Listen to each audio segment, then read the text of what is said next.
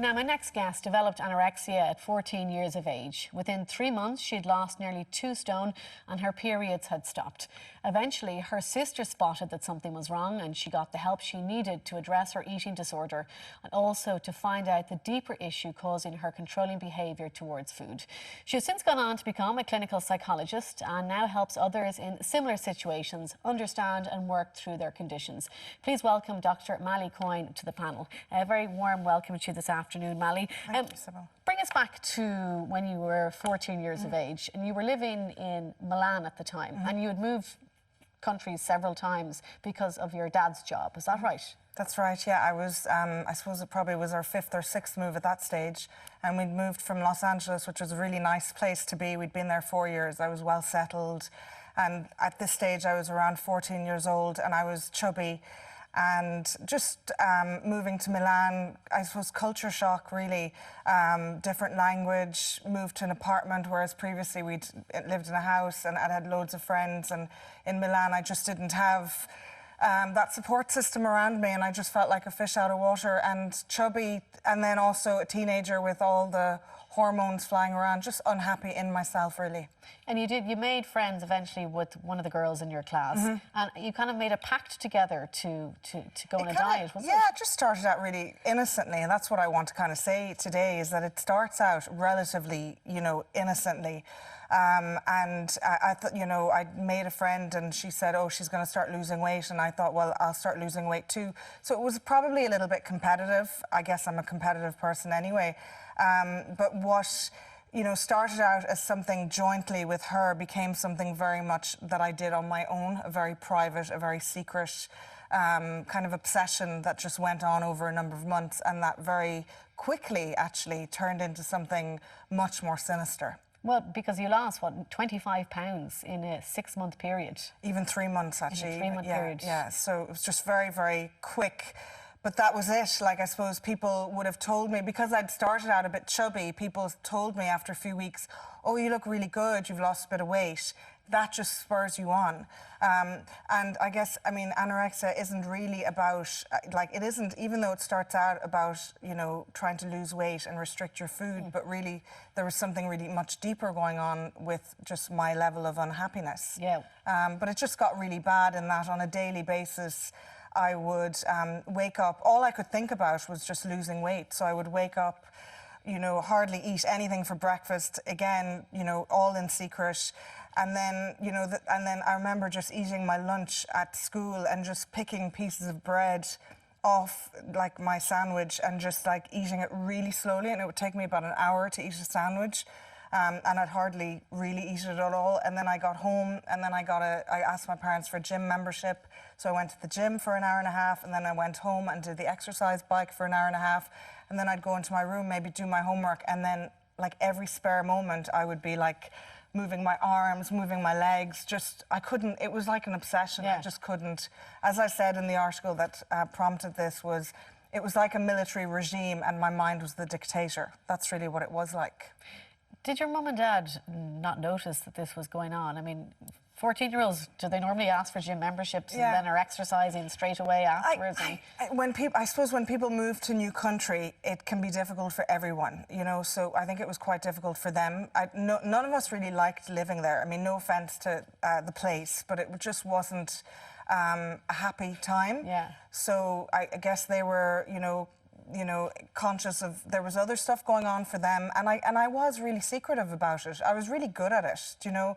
I was very disciplined and really good at being secretive and hiding food and exercising, and I was pretty good at it, so it was hard maybe for them to see what was going on. And then I didn't have the extended family that other people would have, so when we moved from country to country, it was very much like I didn't have an auntie or an uncle or granny or a consistent friend that I'd had since childhood. Every time we moved, we had to start again. Yeah. So, but it was eventually your sister, she had been living in Switzerland and she came home and she could see it straight away. So I suppose, yeah, the hard thing was, it was the first time that I had lived without my sister. She had moved to college, and then you know, after a few weeks she came back and she saw the weight loss, and then at Christmas time we came back to Ireland, and I remember sitting at the dinner table and I was just like looking at these tomatoes thinking, oh my God, they're just, oh God, I'm just going to get so fat if I eat those, and I just don't want to. And I just like hid them in my tissue, you know. And that's kind of how distorted my thinking was, because that's what happens to you. You have a very rigid kind of thought process. It's all black and white. So it didn't matter whether it was a high-calorie food or not. I still wanted to hide it. So then my sister approached me, but she did it in a quite gentle way. She recognized, I suppose, the signs, and she just said, Malie, I'm just really concerned about you.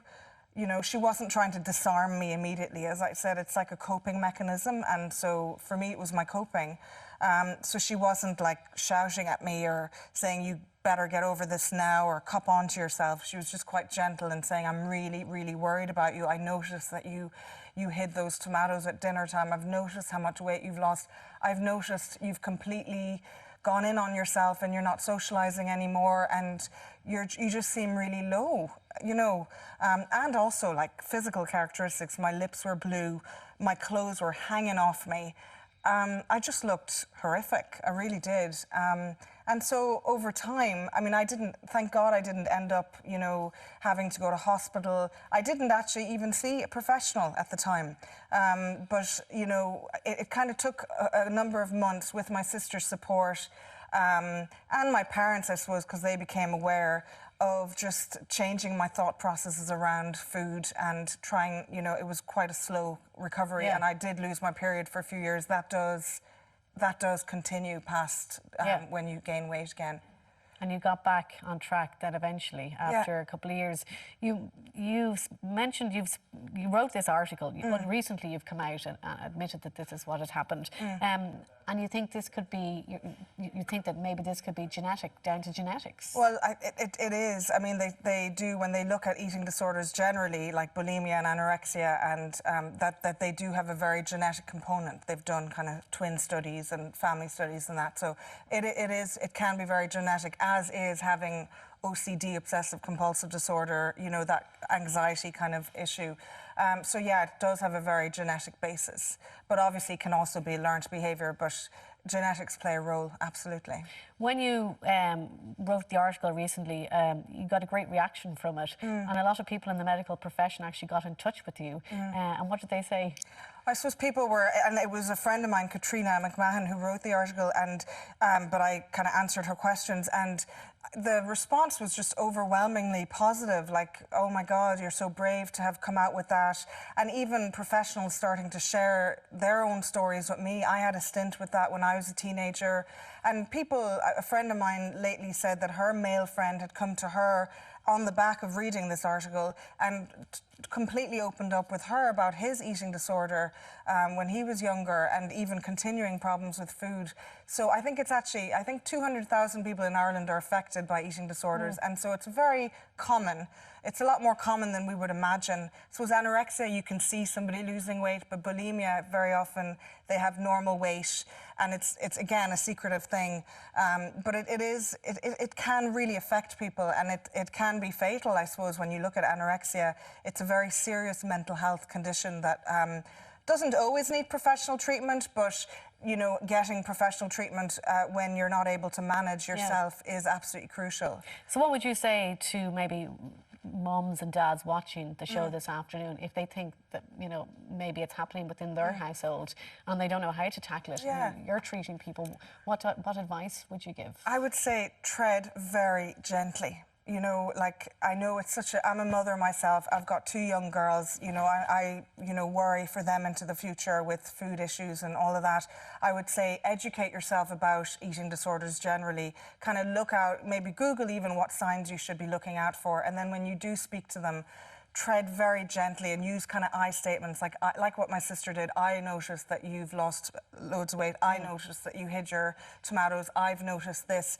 You don't want to disarm them of their coping mechanism right there and then, because that they will just completely recoil and not want to lean on you anymore. So it has to be done very, very gently. And I suppose recovery is very much up to that person. So recovery is possible, but it's slow, and there are lots of setbacks. There can be, and expect those.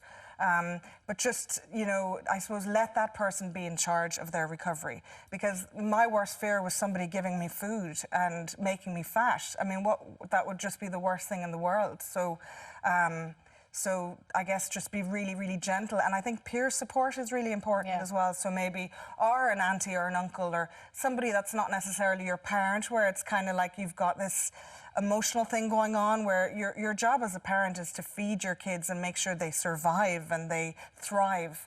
And so therefore there can be a lot of emotion attached to it. So it can be good maybe if a close person of that young person can speak to them. Step in.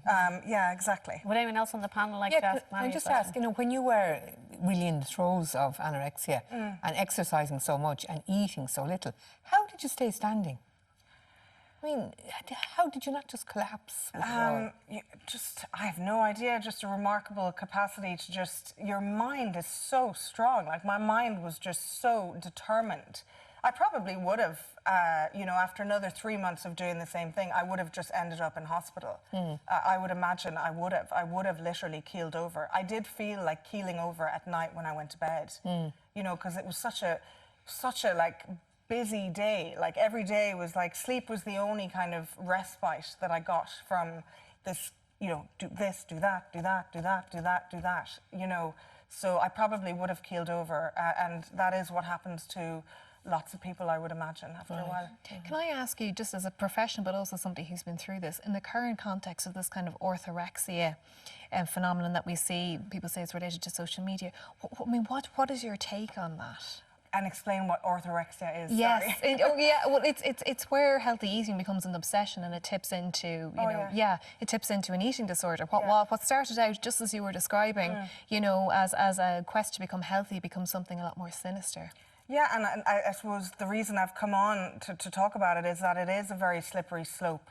And, you know, I think it's all good to eat healthily and to exercise and all of that. But yes, you know, when you're kind of looking and counting calories and thinking of food all the time, it can become an obsession. So just to be careful of that. But I think it becomes more an obsession for people who are obsessional anyway. But then, you know, so therefore, I guess as a parent, you'd have to just be careful of that. And as an adult sufferer, because I see I can just tell when somebody is anorexic. I don't know what it is. I just have this sense. Also, I can see their weight change, but I just know that person running up and down the street has got a different look on their face. Well, we actually have a contact number if anybody has been affected by this interview. It's the number of Bodywise. It's 1890 200 444. Dr. Malie, thank you so much for coming on this afternoon and telling your own story and highlighting this issue. And I hope that it's indeed helps people out there that are watching. Right, time for another quick break. So grab a cup. We'll see you back here in 3.